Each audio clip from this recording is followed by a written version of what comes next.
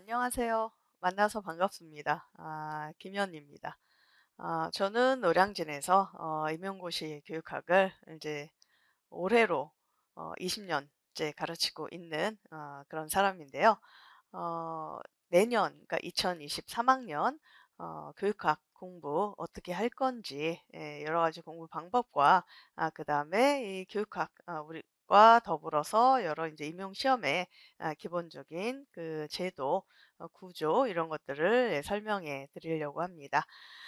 자, 그래서 일단 제일 먼저 말씀을 드릴 거는 기본적인 우리 이 교원 임용고사 시험의 구조를 좀 먼저 설명을 드리려고 하는데요.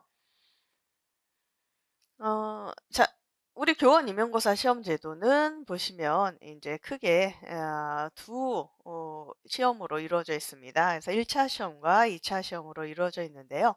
자, 1차 시험은 보시다시피 이제 교육학과 전공을 이제 시험을 봅니다. 그래서 각각 만점이 그 교육학은 20점 만점이고요. 전공은 80점 만점이에요. 그래서 총 이제 100점 만점이라고 볼 수가 있고요. 그다음에 2차 시험은 이제 그 전공에 따라 이제 실기 시험을 보기도 하고요. 아니면은 이제 면접이라든가 수업 실현 등이라든가 기타 교육청마다 조금씩 다르게 어떤 시험을 보고 있습니다. 역시 이 2차 시험도 만점은 100점 만점이에요. 그래서 최종 선발은 1차 시험과 2차 시험의 어떤 점수를 합산을 해서 이제 최종 선발을 합니다. 자, 보시면 1차 시험은 아까 100점 만점이라고 제가 말씀을 드렸는데요. 1차 시험을 통해서 뽑고자 하는 인원의 150%를 이제 선발을 합니다. 예를 들어 뭐 서울시 교육청에서 국어 교사를 10 명을 뽑겠다 하면은 일단 1차 시험에서 150% 15 명을 1차 시험을 통해서 일단 선발을 하고요. 그다음에 2차 시험은 1차 시험을 통과한 사람들을 대상으로 이제2차 시험이 치러집니다. 즉 뽑힌 1차 시험에서 뽑힌 15 명을 대상으로 2차 시험이 치러지고요. 이 2차 시험에서 최종 10 명 즉 100%에 해당하는 인원을 뽑게 되는 거죠. 자, 여기서 여러분들이 좀 주목하실 것은 뭐냐면 그 최종 선발은 그래서 마지막 이제 최종 합격자는 어떻게 우리가 선발을 하는가? 1차 시험과 2차 시험의 점수를 합산을 해서 뽑는다는 겁니다. 즉 1차 시험을 통과하고 나서 그다음에 2차 시험을 볼 때 1차 시험의 점수가 다시 제로 베이스가 되느냐 하면 그게 아니라 1차 시험에서 받았던 점수와 그다음에 2차 시험에서 받았던 점수 요 두 점수가 합산이 돼 가지고 최종 이제 합격자가 가려지게 된다는 거죠. 그러다 보니까 합격을 위해서는 뭐 너무나 당연한 말이긴 하겠지만 1차 시험에서도 가능한 고득점을 얻으셔야 되고 그다음에 2차 시험에서도 고득점을 얻으셔야 합니다. 두 점수 1차 시험과 2차 시험에 너무나 당연한 말이지만 둘 다 높은 점수를 획득을 하시게 되면 당연히 최종 합격을 할 가능성이 굉장히 높아지고요. 만약에 둘 중에 어느 하나의 시험이라고 1차 시험이건 2차 시험이건 점수가 어느 하나가 좀 그닥 높지 않다라고 하면 좀 약간 위험해질 수가 있는 거죠.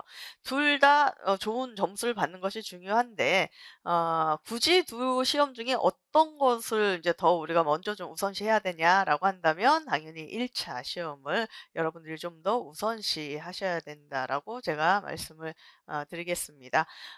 그거는 뭐 당연한 얘기죠. 왜냐하면 일단 1차 시험을 통과를 해야 2차 시험을 볼 수가 있기 때문에 그러니까 당연히 이제1차 시험에 우리가 노력을 기울일 수밖에 없는 거고요. 그다음에 그거 아니어도 여러분들이 1차 시험에 꼭 주목을 해야 되는 이유가 하나 있으니 특히 초수분들 즉 이번에 처음 이제 교원 임용고사 준비를 하시는 분들은 특히나 1차 시험에서 가능한 한 높은 점수를 받으시는 것이 본인들의 합격을 위해서는 좀 더 유리할 수가 있습니다. 무슨 말씀이냐고 하면 상대적으로 물론 개인에 따라 차이는 있습니다. 사람들마다 다 똑같지는 않으니까요. 개인마다 차이는 있지만 상대적으로 2차 시험은 어떤 친구들이 아무래도 조금 더 유리하냐면 이 2차 시험에 관련된 경험이 있는 분들이 좀 더 유리합니다. 즉 무슨 말이냐면 우리 교원 임용고사는 시험의 특성상 이제 재수생 혹은 그 이상의 N수생들이 좀 많이 누적이 돼 있어요. 근데 이런 그 N수생 분들 중에서는 과거에 2차 시험까지 갔다가 이제 떨어져 본, 그러니까 2차 시험의 경험이 있거나 아니면 적어도 2차 시험에 관해서 여러 가지 준비를 해본 경험이 있으신 분들이 상당히 많죠. 근데 상대적으로 초수분들 같은 경우는, 이번에 처음 시험을 도전하시는 초수분들 같은 경우는 사실 1차 시험을 공부하는 것만으로도 굉장히 버겁거든요. 2차 준비나 이런 것들을 틈내서 더 시간을 많이 투자해서 뭐 이렇게 하거나 할 그럴 여유가 그닥 있지가 않습니다. 그러다 보니까 초수들 입장에서는 1차 시험을 내가 통과했다고 하더라도 그다음에 이제 좀 뭐랄까 이렇게 힘들어지는 게 뭐냐면, 그럼 2차 준비를 이제 어떻게 해야 되는지, 이 부분에 관해서 아직 이제 충분한 경험이나 이런 것들이 없다 보니까 굉장히 좀 헤매거나 힘들어하시는 경우가 많거든요. 그래서 상대적으로 초수분들은 2차 시험을 좀 더 타이트하게 혹은 차근차근 준비할 만한 여유가 별로 없어요. 그러다 보니 초수분들은 전략적으로 어떻게 전략을 짜시는 게 좀 더 유리하냐, 가능하면 1 차에서 고득점을 얻어야겠다, 이렇게 이제 전략을 짜셔야 된다는 거죠. 물론 1차 시험에서 점수를 많이 잘 얻었다고 해서 반드시 최종 합격을 하리라는 보장은 없습니다.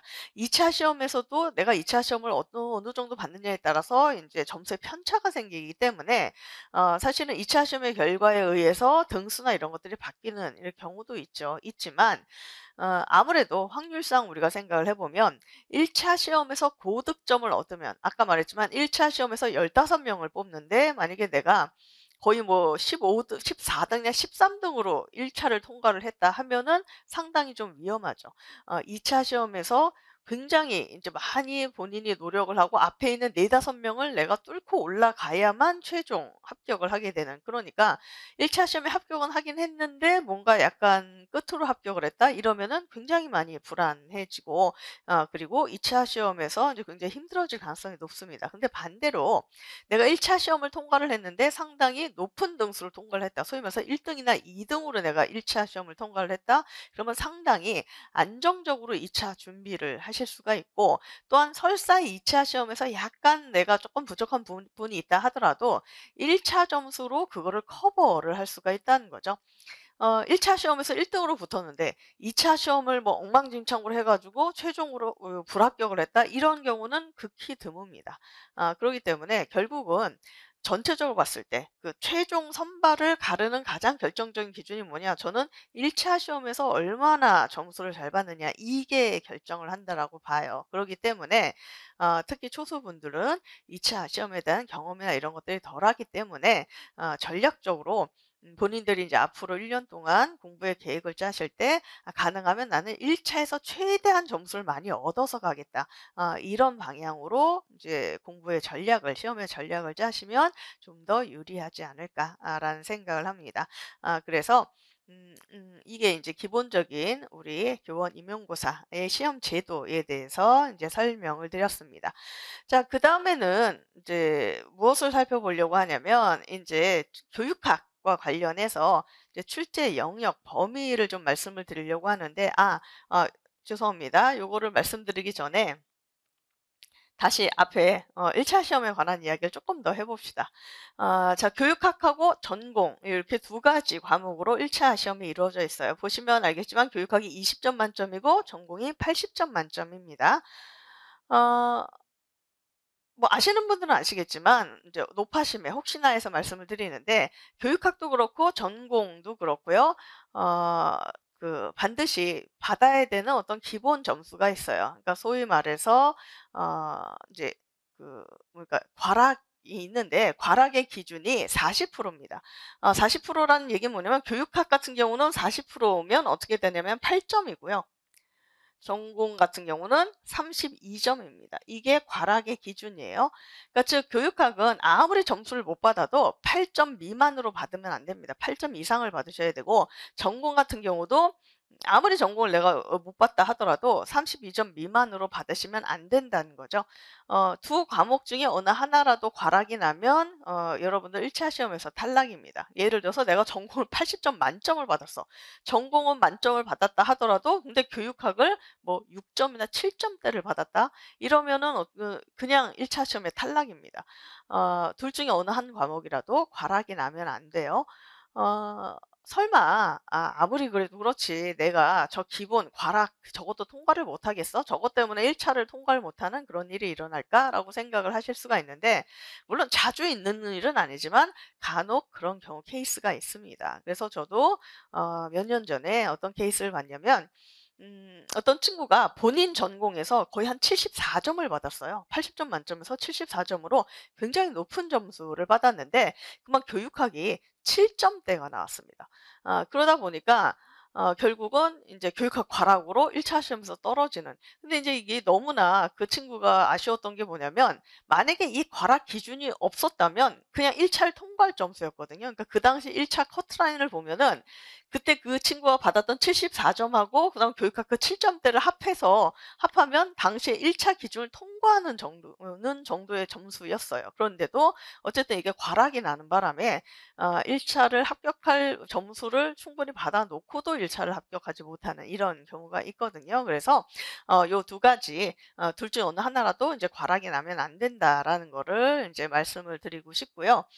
그러면 근데 이제 우리의 목표는 과락을 안 내는 게 목표가 아니라, 아까도 말씀드렸잖아요. 1차 시험에서 이제 점수를 많이 얻는 거, 가능하면 최고의 이제 점수를 얻는 것이 합격을 위해서 가장 중요하다라고 말씀을 드리지 않았습니까? 그러다 보니까 그러면 점수를 잘 얻기 위해서 우리가 이제 특히 교육학과 관련해서 어떻게 공부를 해야 될 것인가에 관한 이야기를 이제 이제부터 좀 해 보려고 하는데, 일단 좀 제가 말씀을 드리고 싶은 건요.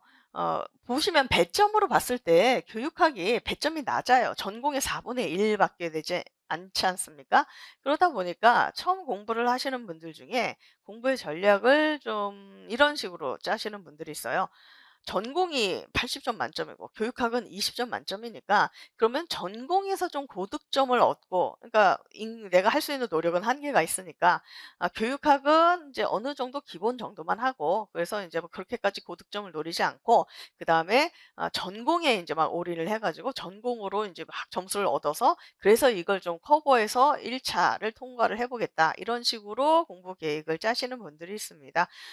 물론 어떤 식으로 공부를 할 것인가는 뭐 개개인의 성향이라든가 이제 이런 것들에 따라 본인들이 선택할 부분이긴 하지만, 전 개인적으로는 그렇게 계획을 짜시는 거는 조금 '위험하지 않을까.' 라고 생각을 하고, 그래서 저는 이제 추천은 드리지 않습니다. 왜냐면 이 교육학이라고 하는 게 배점이 20 점이라고 해서 굉장히 낮아 보이지만, 그렇다고 해서 교육학이라는 이 시험 자체가 여러분들에게 미치는 영향이 정말 저렇게 전공의 4분의 1 밖에 안 되냐 하면 사실 그건 아니거든요. 일단 교육학은 그냥 시험으로 과목으로 보는 거는 이제1 차에서 보지만, 사실은 2차 시험하고도 굉장히 관련이 있어요. 즉 여기 나오는 면접이라든가 수업 실현이라든가 2차 시험에서 물어보는 내용이나 상황이나 이런 것들이 다 교육학과 관련된 것들이거든요. 그렇기 때문에 교육학이라고 하는 이 영역이 1차 시험만 보고 끝나는 게 아니라, 사실은 2차 시험과 관련해서도 이게 굉장히 많은 베이스가 되어 줍니다. 그리고 때로는 뭐 매 해마다 면접 문제는 달라지지만 면접에서 아예 구두로 교육학에 관련된 것들을 아예 구두 시험 문제식으로 물어보는 이런 경우들도 있다는 거죠. 그렇기 때문에 반드시 이게 20 점에만 한정이 되는 거다. 1차 시험에서만 필요한 거다. 이렇게 생각을 하시면 안 되겠고요. 그리고 또한 이제 어떤 부분이 있냐면, 저 교육학은 1 교시 시험입니다. 1 교시 시험이라는 것도 상당히 여러분들에게 굉장히 큰 영향력을 미치는 부분이죠. 어 시험을 보러 가시면은 1 교시 교육학, 그다음에 2 교시부터 전공을 봅니다. 그러다 보니까 1 교시 교육학 시험을 얼마나 내가 잘 보느냐 못 보느냐에 따라서 그다음에 보는 전공 시험에 굉장히 큰 영향을 미치게 된다는 거죠. 여러분들도 다 뭐 학교 다닐 때 뭐 수능이라든가 아니면 여러 모의고사 경험이 있으시겠지만, 첫 번째 1 교시에 보는 시험을 잘 보게 되면 굉장히 이제 그 시너지 효과가 생깁니다. 기분이 좋아지고 그 2 교시나 3 교시나 그다음에 시험을 볼 때 굉장히 이게 에너지를 받게 되죠. 근데 반대로 1 교시 시험을 내가 좀 잘 못 봤다, 뭔가 망한 것 같다, 그러면 이제 어떤 일이 벌어집니까? 2 교시, 3 교시 이 시험을 볼 때 이제 상당히 다운이 되고, 그 영향이 계속 이제 미치게 된다는 거죠. 그러다 보니까 교육학은 반드시 여러분들이 그냥 저 수치로만 보고 뭔가 이렇게 배점이 낮다. 그러니까 좀 어느 정도 그냥 하면 되지 않을까? 이제 이런 식으로 생각을 하시기보다는 좀 더 꼼꼼하게 내용이나 이런 것들을 이제 정리를 해 두시는 것이 여러분들 공부에 굉장히 필요하고, 특히나 이따가 뒤에 제가 다시 한번 말씀을 드리겠지만, 바로 얼마 전에 치루어졌던 이제 2023 학년도, 즉 2022년 12 월에 치루어졌던 이 교육학 논술 시험도 문제, 이제 기출 문제 보시면 알겠지만 교육학적인 내용들을 비교적 꼼꼼하게 물어봤거든요. 그래서 그런 것들을 생각을 하시면 여러분들이 공부를 하실 때 교육학 부분을 너무 좀 이렇게 대충 보시거나 내지는 좀 축소해서 보시거나 소홀하게 보시는 거는 좀 위험할 수 있다. 그런 것들을 좀 말씀을 드리고 싶습니다. 자, 그러면 교육학과 관련해서 이제 어떤 것들을 공부를 해야 되는가에 관한 이야기를 좀 해 볼게요. 그래서 출제 영역들이 있는데, 실제로 교육학의 출제 영역은 여기 제시된 요 과목들이 전부 다 출제 영역입니다. 여기 교육행정부터 과정, 교수학습, 교육평가, 그 외 교육심리, 교육사회, 생활지도와 상담, 교육철학, 이런 것들이 다 이제 교육학의 출제 범위라고 이제 제시가 되는 것들이에요. 그런데 이 교육학 영역들 중에 이제 우선순위가 있습니다. 그러니까 즉 가장 좀 많이 출제된 영역, 그러니까 모든 교육학의 영역들이 그동안 우리가 이제 교육학 논술 이 시험이 한 10 년째쯤 치러져 있는데, 모든 영역들이 다 골고루 출제가 되는 건 아니거든요. 저 영역들 중에 특히 출제가 좀 많이 되는 영역이 있고, 좀 출제가 그렇게 많이 안 되는 영역이 있습니다. 공부하는 입장에서는 사실 가장 베스트, 가장 좋은 건 뭐냐면 출제가 많이 된 영역이건 적게 된 영역이건 모든 영역들을 골고루 꼼꼼하게 공부를 하시는 것이 가장 베스트이긴 합니다. 왜냐면 우리 이 교육학 논술 시험이 실제로 교육학 논술이라고 하면 문제는 한 문제 출제가 되고, 그 한 문제 안에서 들여다보면은 크게 한 4 가지 영역을 물어보거든요. 그러다 보니까 공부를 하실 때 좀 모든 영역에서 다 출제가 되는 게 아니고, 그렇게 한 4 개, 4-5개 영역에서만 출제를 하니까 '고 영역만 공부하면 되지 않을까?' 이제 이런 식으로 해서 이제 공부하시는 경우도 있는데, 물론 효율성을 따지면 그게 가장 좋긴 합니다. 좋긴 한데, 항상 이 시험이라고 하는 거는 이제 우리가 예측하지 못하는 변수, 이런 것들이 등장할 수가 있잖아요. 매년 일정하게 내 영역을 물어봤어도 내가 시험을 보는 그 해에 마침 깜짝 문제로 뭔가 그 외에 기타 영역에서 문제가 출제가 됐다거나 이러면은, 그러면 이제 굉장히 곤란해지는 거죠. 이게 논술형 문제다 보니까 한 영역을 놓치게 되면은 거기서 깎이게 된 점수가 한 뭐 3 점에서 4 점까지도 이렇게 깎이게 되거든요. 객관식처럼 한 문제, 한 문제 틀렸다고 해서 0점 몇 단위로 깎이는 게 아니라, 이거는 한 문제를 놓치게 되면 깎이는 이 영역이, 그러니까 점수가 꽤 폭이 큽니다. 그러다 보니까 교육학의 많은 영역들을 내가 골고루 좀 많이 꼼꼼하게 공부를 해 놨으면 어떤 영역에서 문제가 출제가 돼도 내가 대응이 되지만, 그게 아니라 모든 영역을 다 보지 않고 일부 조금 몇 영역만 봤다가 시험장 들어갔을 때 마침 다행히 올해 시험 문제 출제가 내가 공부한 그 영역에서만 나와준다 그러면 너무나 다행이긴 한데, 근데 만약에 내가 공부하지 않은 영역에서 출제가 됐다 이러면은 이제 상당히 낭패를 당하기 십상이라는 거죠. 그래서 기본적으로 여러분들이 이제 처음 시작하시는 그런 입장에서는 저는 이제 안전성을 생각을 할 때 무엇보다 여러분들의 앞으로의 남은 20-30 년의 인생을 결정하는 굉장히 중요한 시험이지 않습니까? 이런 시험에서 저는 그게 도박적으로, 그러니까 뭔가 자기의 운에만 이렇게 맡기고, 그래서 '요것만 공부해야지.' 이런 식으로 공부하는 것보다는 좀 충분히 대비를 하고 안전하게 공부를 하시는 게, 그게 더 여러분들에게는 이제 도움이 되지 않을까라고 생각을 하고, 그래서 원칙적으로는 이 모든 영역들을 다 꼼꼼히 보시는 것이 가장 좋아요. 가장 좋은데, 근데 또 살다 보면 원칙대로만 살 수 없는 게 또 우리 인간의 삶이지 않습니까?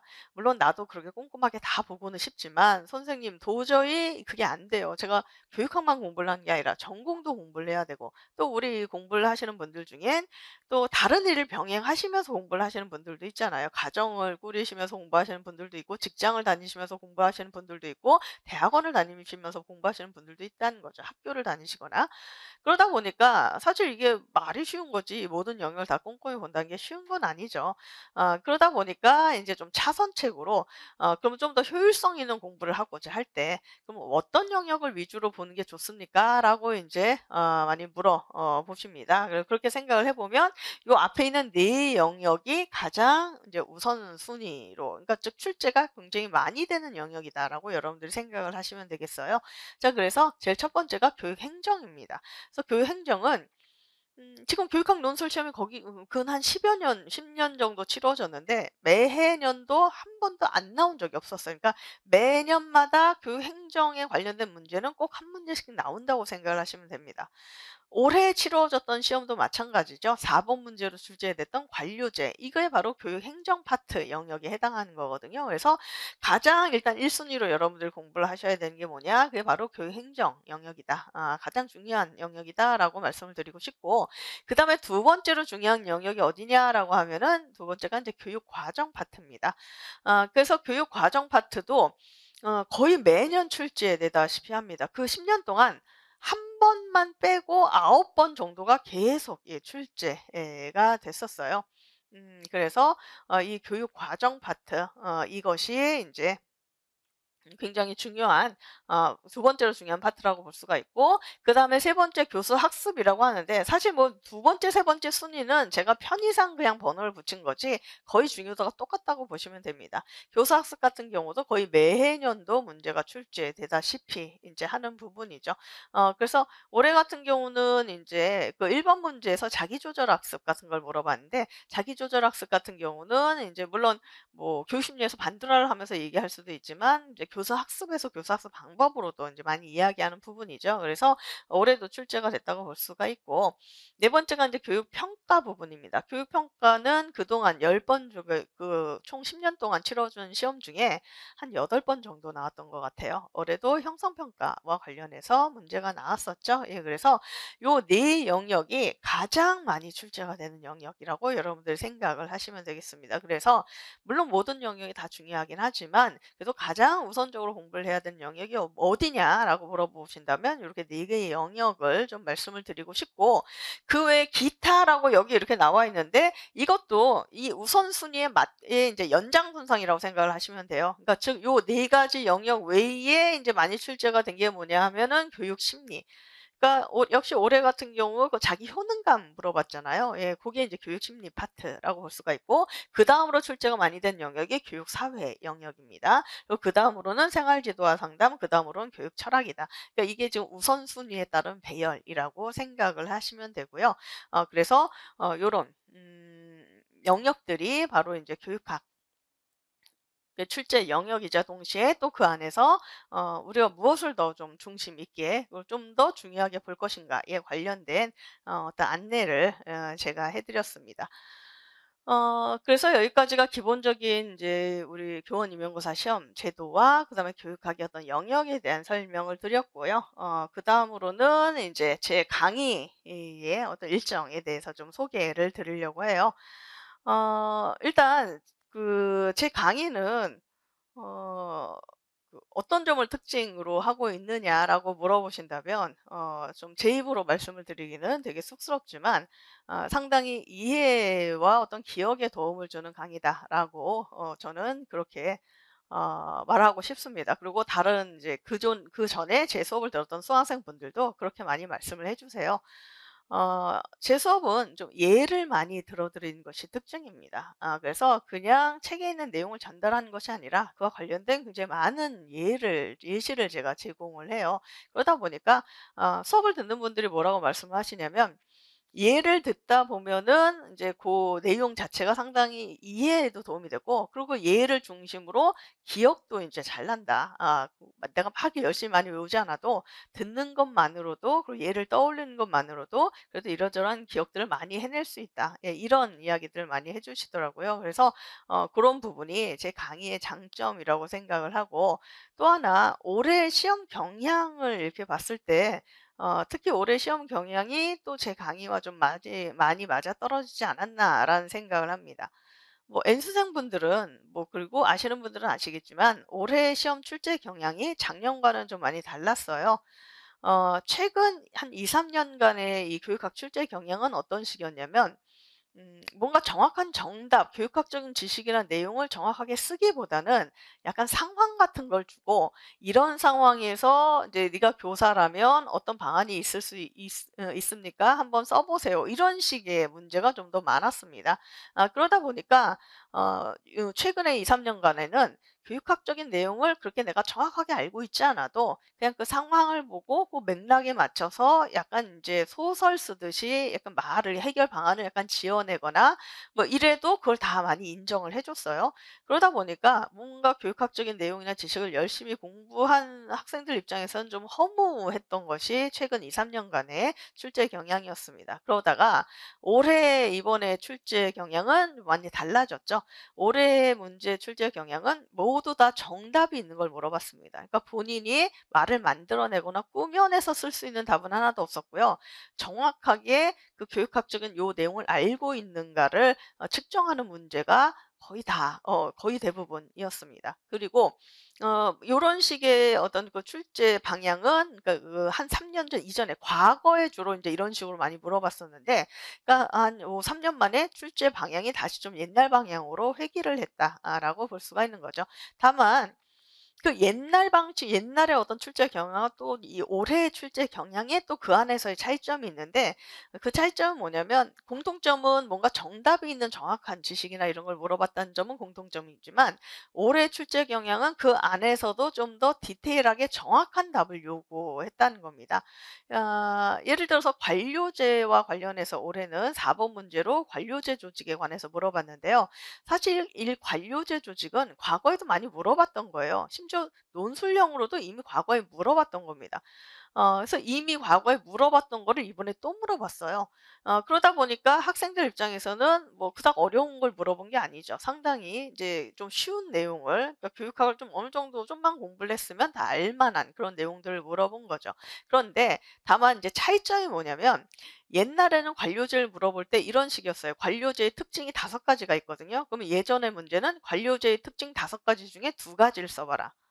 이게 이제 이전에 출제했던 문제였다면 올해 출제는 어떤 식이냐면 관료제의 특징 5가지 중에 특히 그중에 하나 규정과 규칙이라는 요 특징, 요 특징이 갖고 있는 순기능과 역기능을 써라 이런 식이었어요. 그러니까 뭐냐면 즉 과거에는 관료제의 특징 정도만 물어봤다면 올해는 그 특징 안에서도 콕 집어서 이 규정과 규칙이란 요 특징이 갖고 있는 또 순기능과 역기능을 써 보라고 하는 거니까 좀 더 디테일하게 물어봤다고 해야 될까요? 그러니까 굉장히 좀 그 뭐랄까 과거에 비해서는 좀 더 정확하게 깊숙하게 디테일하게 물어본 거라고 할 수가 있고 그러다 보니까 정확하게 그런 디테일한 깊숙한 부분까지 다 정리가 돼야만 그러니까 관료제를 모르는 사람은 없는데 우리 이제 수험생들 중에. 근데 다만 그 관료제를 어느 수준까지 알고 있는가. 그냥 약간 수박 겉핥기식으로 대충 개념이나 이 정도만 알고 있는가 아니면은 5가지 특징 정도만 알고 있는가 아니면 거기서 더 들어가서 그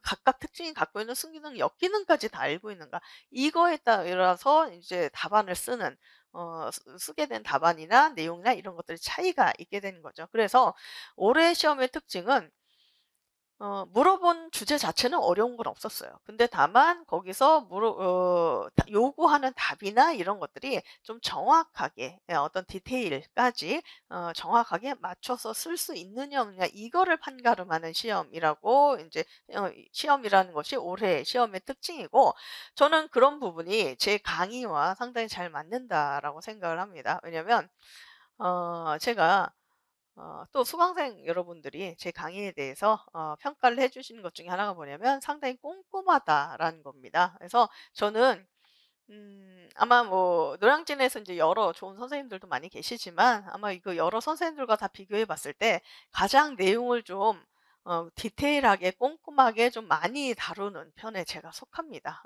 그러기 때문에 그런 부분에 있어서는 저는 올해 시험의 어떤 경향이라든가 출제 경향 이런 것들이 제가 그동안 해 왔던 강의와 이제 상당히 잘 맞아떨어지지 않는가라는 생각을 하고요.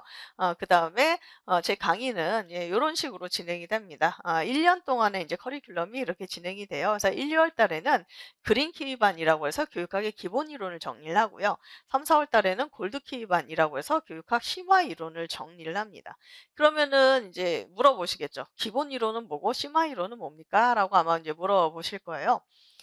어 자, 우리가 교육학 논술이 이제 매해년도 문제가 출제가 되는데 어디에서 문제가 출제가 되는가 아까 앞서서 기본 영역은 제가 좀 정리를 해 드렸어요. 그런데 어 기본적으로 이 우리가 교육학 공부를 할 때 굉장히 중요한 것 중에 하나는 뭐냐면은 마구잡이로 공부를 하는 것보다 물론 이제 넓게 꼼꼼히 보지만 그걸 마구잡이로 공부를 하는 게 아니라 일단 뭐부터 좀 아셔야 되냐면은 과거에 이게 어느 정도 얼마나 많이 물어봤던 내용인가 이런 것들 좀 확인하고 공부하시는 것이 필요하거든요. 교육학이 논술형으로 시험을 치러지게 된 거는 2013 년도부터 그 2013 학년도 요때부터이긴 하지만 사실은 이 교육학 우리 교원 임용고사는 1991 년도부터 시작이 됐습니다. 근 한 30 년이 넘는 역사를 가지고 있어요. 그런데 그 30 년이 넘는 역사 중에 교육학을 논술로 시험 본 게 최근 10 년이고 그럼 그 이전의 20년 동안에는 교육학은 객관식으로 시험을 봤습니다. 자, 근데 교육학 논술에 관련해서 문제 출제는 어떤 식이냐면 갑자기 하늘에서 뚝 떨어진 게 아니라 과거에 이미 객관식 때 물어봤던 것들을 속에서 또 다시 논술형으로 물어봐요. 그리고 그 논술형으로 물어본 것 중에서도 또다시 물어본 게 또 올해 시험의 특징이긴 하거든요. 그러니까 예를 들어 아까 그 관료제 조직 같은 경우는요. 이미 논술형으로도 한번 제가 출제가 됐다라고 말씀을 드렸지만 그 이전에 객관식 시절에는 거의 한 10번 가까이 물어본 게 관료제입니다. 그러니까 관료제 조직은 과거에 통틀어서 교원 임용고사를 통틀어서 봤을 때 굉장히 많이 출제가 됐던 거라는 거죠.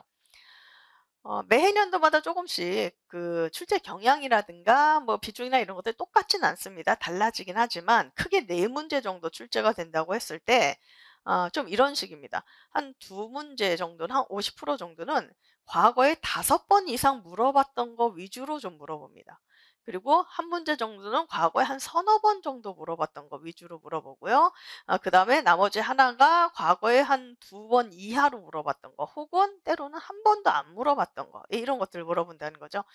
그래서 여러분들이 공부를 하실 때 일단 그런 것들을 좀 약간 구분해서 공부를 하시는 게 필요해요. 그러니까 일단 내가 제일 급선무로 공부를 해야 되는 게 뭐냐? 일단은 5번 이상 많이 출제된 거 위주로 쫙 정리를 하고 공부를 하셔야 되고 이게 어느 정도 정리가 되면 그다음에는 한 그 5번 이하로 나왔던 것들을 위주로 좀 정리를 하시고 공부를 하시고 이래야 되는 거거든요.